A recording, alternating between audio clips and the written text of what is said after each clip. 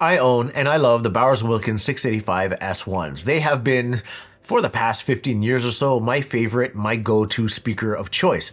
And prior to reviewing audio gear, I didn't listen to a wide range of speakers. I saw them, I liked the way they sounded, and that was what I chose. But now, a few years into reviewing audio gear, specifically speakers, my ears have been opened up to the wide world of audio and hi-fi and variances in sound, and of course I started falling in love with other speakers. And because I got to hear so many different speakers, I started noticing flaws or inconsistencies in the B&W's presentation. I felt like the 685s were no longer as resolute as I once thought they were. They also didn't dig the deepest. I felt like either they had started to show their age, or maybe my ears were just maturing. Who knows? But then also, I started to realize that I need to have a pair or two of reference speakers in-house, just in case I wasn't fortunate enough to have speakers in for review at the same time that I have electronics in for review. And then I heard the Bowers and Wilkins 606 S3s. These were the lineal upgrade to the 685s, though it's worth mentioning that it's not really the same speaker. I mean, it's still Bowers and Wilkins, it's still the 600 series, but it's a completely different speaker. For one, it's no longer a front-ported speaker. The bass port is now on the back.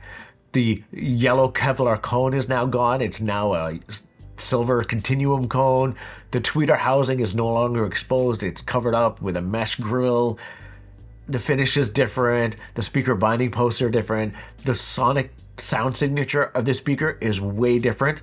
Aside from the cabinet proportions being relatively the same, the driver sizes being the same, you get a 6.5-inch mid-bass driver, a 1-inch tweeter. It's not really the same.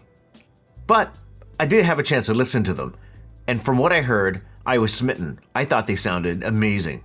Other reviews were mixed. Some people found the highs to be too bright, too detailed, grating even. I didn't. I liked the deep bass, the rich and full mid, and the clear transient response. After that, I spent a long time with the upgraded 706 S3 bookshelves, and I was smitten.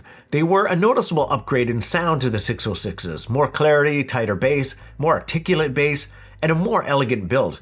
But they were also high gloss, and they cost twice the price. But I couldn't stop thinking about the 606s, so I sat on it for a while. I kept doing reviews, I kept falling for speakers, monitor audio, Q acoustics, ELAC, Focal, Quad, many of which, if I'm being honest, sounded just as good and sometimes even better. But I just couldn't stop thinking about the 606s. So I pulled the trigger on a pair. I got them in black. At first glance, they're beautiful. The driver complement contrasts nicely against the satiny vinyl wrap of the cabinet. The silver continuum cone and mesh tweeter pops out nicely against the black. And now they're the first speakers that get thrown on when I get an amplifier in for review. They are my new entry-level reference. But unlike the 685s, they're not as forgiving. If I'm being honest, over a longer period of time, depending on the volume that you're listening at, they can get a little fatiguing. The other reviews may be correct in a sense. Depending on the amplifier I use, the 606s can sound better. With my NAD 326, with the tone control engaged, treble turned down a touch and the bass knob just bumped up a bit, they are more palatable.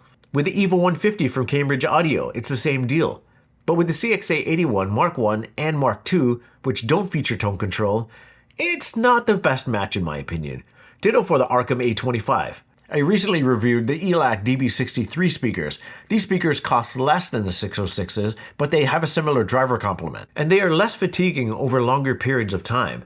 They're a much better match to the CXA81s. The Sonus Faber Lumina 2 Amateurs are similar in this sense, where they play well with a wider range of electronics. My Q Acoustics 3030Is are closer in sound to the 685s.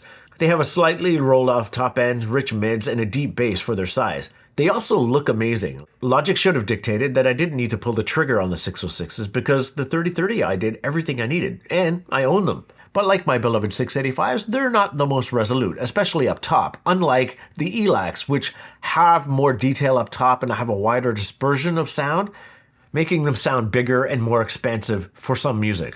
The Modern Audio Bronze is another competitor to the 606s, directly a competitor to the ELACs. They do have a similar sound, but they have a slightly larger 8-inch bass driver, which of course pulls double duty as a mid-bass driver. I also like them, but also, I like the Silver 100 so much more. The Silver has a better build, faster transient response, a deep luscious mid-range, and an airy and bright top end.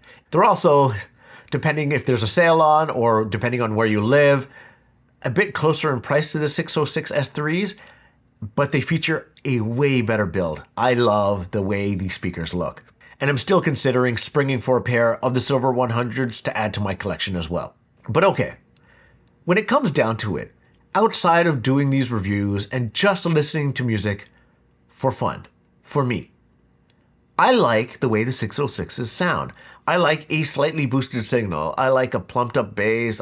They complement a lot of the music that I like listening to. Drum and bass, dubstep, funk and soul, hip hop, ambient music. It all sounds great.